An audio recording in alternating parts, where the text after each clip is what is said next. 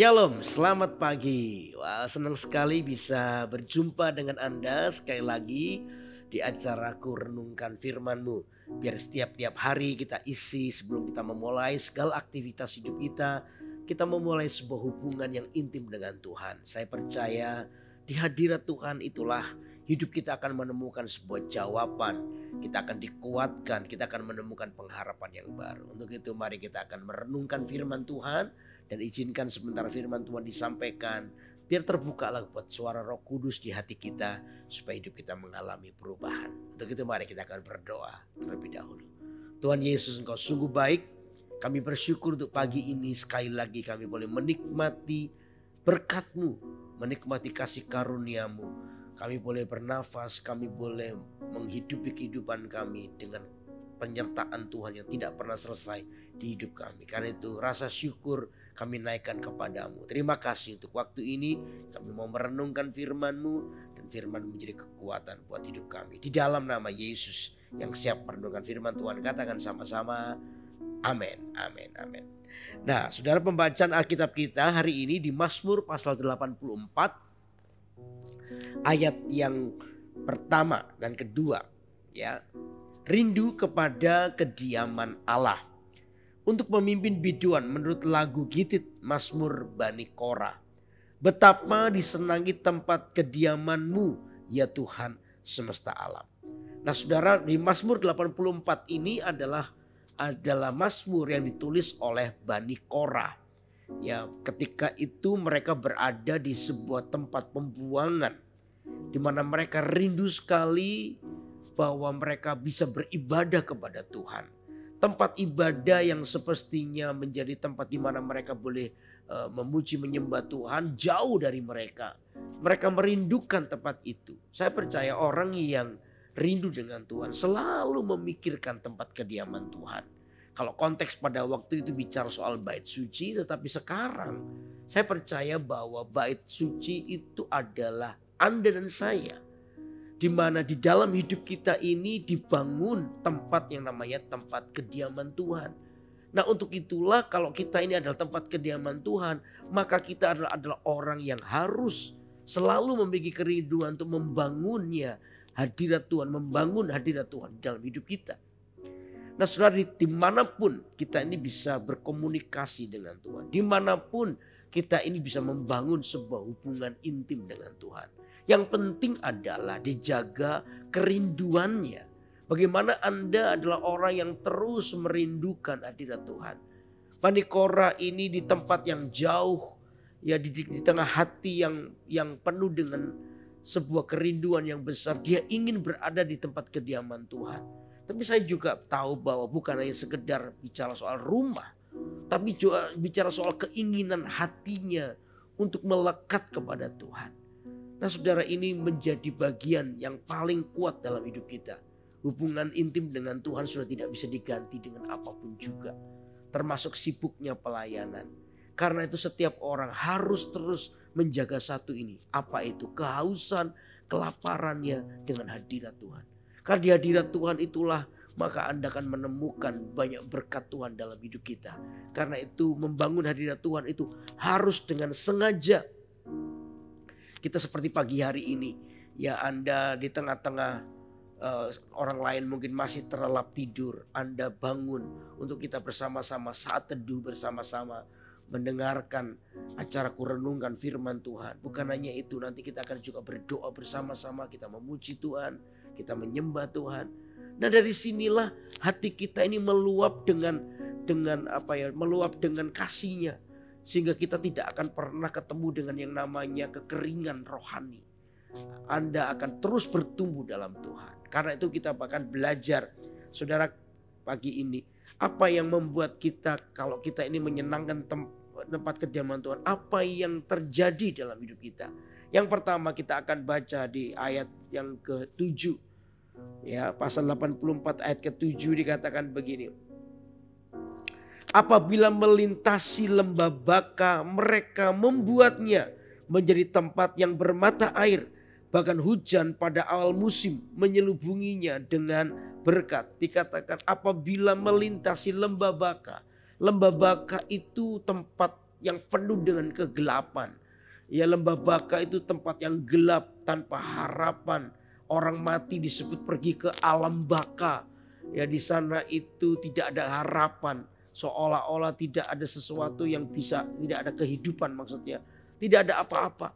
Tapi dikatakan ya, apabila melintasi lembah Baka, mereka membuatnya menjadi tempat yang bermata air. Tempat yang bermata air itu berarti tempat yang penuh dengan harapan. Dengan kata lain saya mau bilang buat Anda, ketika Anda ada di dalam hadirat Tuhan, ketika hidupmu seperti di lembah Baka, tapi di hadirat Tuhan itulah, maka lembah Baka itu akan diubah menjadi tempat yang bermata air. Di mana sesuatu yang tidak ada harapan, sesuatu yang harusnya Anda mengalami kelemahan, kekeringan, kematian bahkan di situ. Tetapi di hadirat Tuhan, tiba-tiba sesuatu yang menghidupkan. Semangatmu bangkit, imanmu bangkit, pengharapanmu juga bangkit. Karena di dalam hadirat Tuhan itulah kita bisa menemukan sebuah jawaban. Di hadirat Tuhan itulah kehidupan kita ini mengalami kemenangan. Karena itu saudara, di hadirat Tuhan Alkitab berjanji lembah Baka itu akan diubah menjadi tempat permata air. Di mana kita akan melihat pengharapan. Kita akan berjumpa dengan firman Tuhan. Di hadirat Tuhan kita akan berjumpa dengan perkataan Tuhan. Perkataan Tuhan itu yang membangkitkan iman kita. Tulisan logos ini biasa, Alkitab yang ditulis huruf-huruf biasa. Tiba-tiba ketika kita baca itu menjadi hidup. Dan itu yang disebut dengan rema, membangkitkan iman kita. Saya percaya di hadirat Tuhan lembah Baka akan diubah menjadi tempat yang bermata air. Amin saudara. Itu yang pertama. Lalu yang kedua ayat 8. Mereka berjalan makin lama makin kuat hendak menghadap Allah di Sion. Semakin lama semakin kuat itu bicara soal semakin tekun kita. Mungkin hari itu tidak langsung jawaban doa kita terima. Mungkin perlu proses. Tapi ketika kita mengikuti proses itu, yang terjadi dalam hidup kita bukan makin lemah. Tapi kita itu makin kuat kata Alkitab. Kuat di mananya? Di imannya. Kuat di mana? Di pengharapannya. Ini yang tidak akan pernah kita ini bertemu dengan yang namanya kekeringan rohani. Kita akan mengalami sebuah kekuatan yang terus diperbaharui. Karena waktu kita memuji Tuhan, menyembah Tuhan, Alkitab berkata Tuhan itu bertakhta di atas pujian umatnya. Jadi sementara Anda nyanyi menyembah Tuhan, tuh Anda sedang mempersilahkan Tuhan itu bertakhta di atasnya. Kalau Tuhan bertakhta di atasnya, maka seluruh eksistensi Tuhan itu ada di situ. Apa itu? Kekuatannya ada di situ. Iman yang baru ada di situ. Pengharapan, mujizat, penghiburan ada di situ. Jadi jelas ketika Anda di hadirat Tuhan dan Anda suka memuji Tuhan di hadiratnya, maka kekuatanmu diperbarui. Halo amin. Kadang-kadang untuk melihat mujizat itu butuh waktu. Itu waktunya Tuhan, kita nggak tahu. Tapi yang seketika kita mengalami mujizat di hadirat Tuhan itu apa? Hati kita.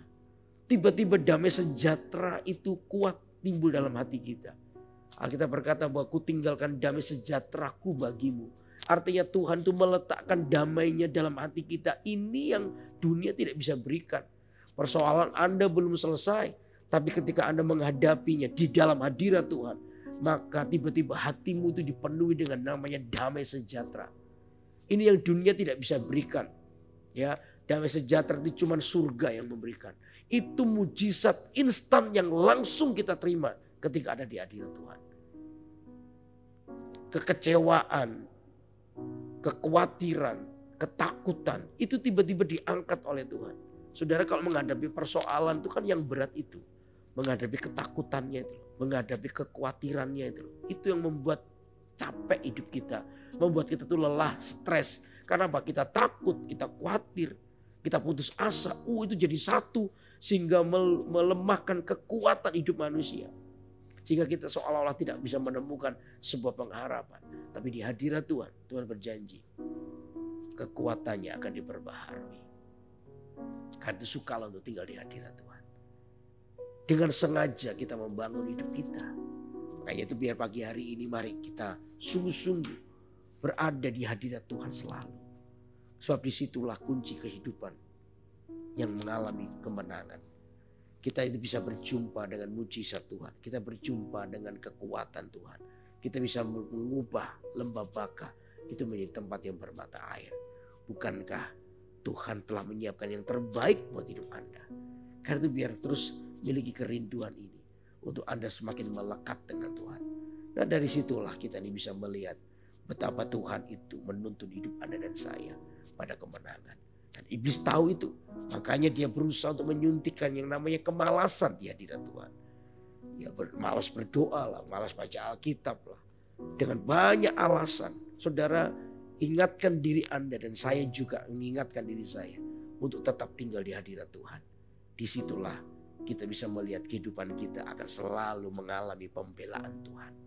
Amin, saudara. Nah, iblis paling gak suka. Makanya dia selalu berusaha untuk membuat Anda jauh dari Tuhan. Dengan apapun dia berusaha. Ya lihat persoalan dengan orang lain lah. Persoalan ekonomi lah. Persoalan keluarga lah. Membuat Anda semakin jauh dari Tuhan. Tapi justru saya mau beritahu hari ini.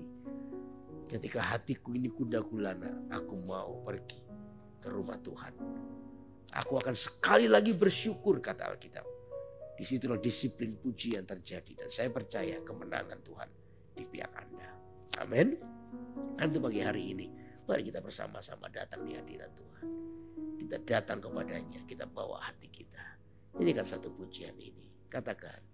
Di hadirat-Mu aku puas. Di hadirat-Mu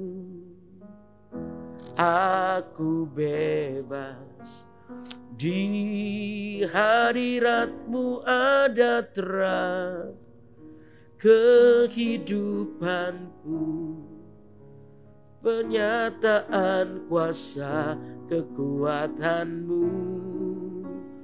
Di hadirat-Mu ku datang, persembahkan lagu di hadapan Rajaku. Di hadirat-Mu aku puas. Di hadirat-Mu aku puas. Di hadirat-Mu aku bebas. Di hadirat-Mu ada terang kehidupanku, pernyataan kuasa kekuatan-Mu. Di hadirat-Mu ku datang, persembahkan lagu di hadapan Rajaku. Di hadirat-Mu ada terang. Amin. Di hadirat-Mu ada terang kehidupanku, pernyataan kuasa kekuatan-Mu. Di hadirat-Mu ku datang, persembahkan lagu di hadapan Rajaku. Di hadirat-Mu ada terang, amin, kehidupanku, pernyataan kuasa kekuatan-Mu. Di hadirat-Mu ku datang, persembahkan lagu di hadapan Rajaku. Katakan, di hadapan Rajaku, di hadapan Rajaku,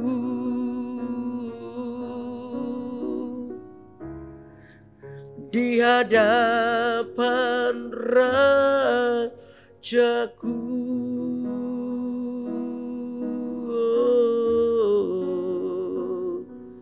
Kami menyembah Engkau, meninggikan-Mu Tuhan, sebab Kau yang layak disembah. Oh, iralah matakan darah-Mu Ya namamu. Haleluya, haleluya.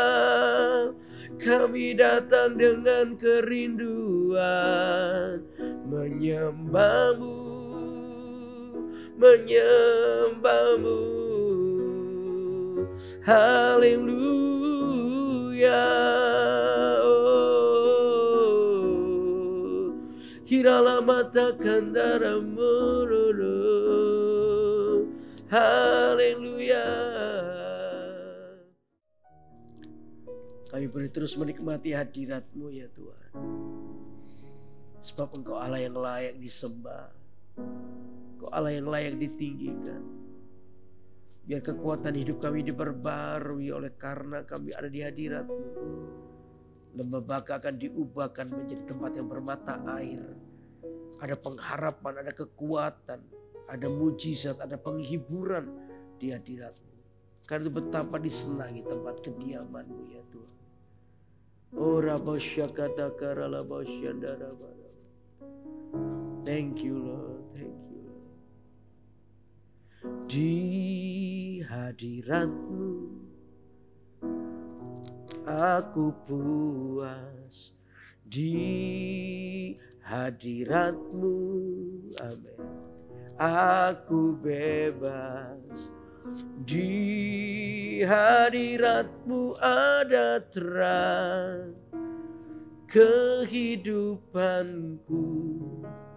pernyataan kuasa kekuatan-Mu. Di hadirat-Mu ku datang, persembahkan lagu hadapan Rajaku. Sekarang ada di hadirat Tuhan. Saudara, saya percaya dimanapun Anda berada, hadirat Tuhan itu tidak bisa dibatasi dengan jarak dan waktu. Dimanapun Anda berada, saya percaya pagi hari ini Tuhan itu hadir di ruangan Anda, di hidup Anda. Karena apapun yang menjadi pergumulan, mari kita bawa di hadapan Tuhan. Kita percaya sampai hari ini mujizat Tuhan masih terjadi. Kita percaya sampai hari ini Tuhan masih melakukan keajaibannya di hidup Anda dan saya. Untuk itu saya mau berdoa bagi beberapa orang yang mungkin hari-hari ini dalam pergumulan. Apapun pergumulan Anda, mari kita datang kepada Tuhan dengan tangan yang terangkat. Mari kita bawa. Saya mau berdoa buat Anda. Tuhan Yesus, hamba berdoa untuk setiap umat-Mu yang pagi ini datang dengan pergumulan, datang dengan persoalan. Hamba berdoa supaya mujizat Tuhan terjadi buat hidup mereka ya Tuhan. Apapun yang mereka alami. Yang pertama berdoa supaya hati mereka tetap percaya, diteguhkan. Untuk mereka boleh berjalan dalam keyakinan bersama dengan Engkau. Hamba berdoa pagi hari ini biar kekuatan-Mu ada pada mereka. Diperbarui. Damai sejahtera sukacita itu melimpah atas hidup mereka. Sehingga mereka menjadi orang yang kuat menghadapi apapun persoalan. Yang kedua, hamba berdoa minta mujizat sekarang ya Tuhan. Untuk apapun pergumulan mereka, baik ekonomi, soalan yang mereka hadapi. Ya orang-orang yang mungkin baru saja kehilangan pekerjaannya. Orang-orang yang bangkrut karena soalan dalam keuangan. Atau orang yang terlibat hutang piutang. Hamba berdoa Tuhan tolong. Dalam nama Yesus aku minta kasih karunia daripada Allah. Untuk menolong orang-orang ini. Sehingga mereka terlepas dari semua persoalan perekonomian ini. Di dalam nama Yesus aku berdoa. Mereka juga yang ada dalam masalah keluarga. Keluarga mereka di ujung perceraian. Atau apapun persoalan. Baik persoalan hati, komunikasi antar suami istri, orang tua dan anak. Aku berdoa ya Tuhan, minta Tuhan tolong sehingga keluarga ini kembali dipulihkan. Aku tolak segala bentuk roh perceraian di dalam nama Yesus. Supaya mereka kembali dipulihkan ya Tuhan. Terima kasih. Kami percaya Tuhan. Engkau Allah yang mendengar doa kami. Juga untuk orang-orang yang sakit pagi ini. Hamba berdoa di dalam nama Yesus. Oh sakit apapun. Kanker. Pada usus. Ya pada tulang. Di otak. Ya di paru-paru. Di hidung. Di mulut. Di telinga. Oh di ginjal. Apapun aku berkata sekarang. Dalam nama Yesus. I speak healing. Aku memperkatakan kesembuhan terjadi atas kehidupan mereka semua. Terima kasih ya Tuhan, kami percaya hujan mujizat sedang terjadi pagi ini atas hidup mereka. Apapun yang mereka alami, mereka tetap percaya di hadirat-Mu ada jawaban. Terima kasih Tuhan. Hamba berdoa menyerahkan semua kehidupan kami dalam tangan-Mu. Di dalam nama Yesus, biar berkat Tuhan dicurahkan sepanjang hari ini. Penuh sukacita di hati Anda oleh karena Yesus yang setia menyertai-Mu. Terima kasih Bapa. Dalam nama Yesus hamba sudah berdoa. Haleluya. Amin. Amin. Wah, senang sekali untuk terus menyampaikan firman Tuhan buat Anda semua.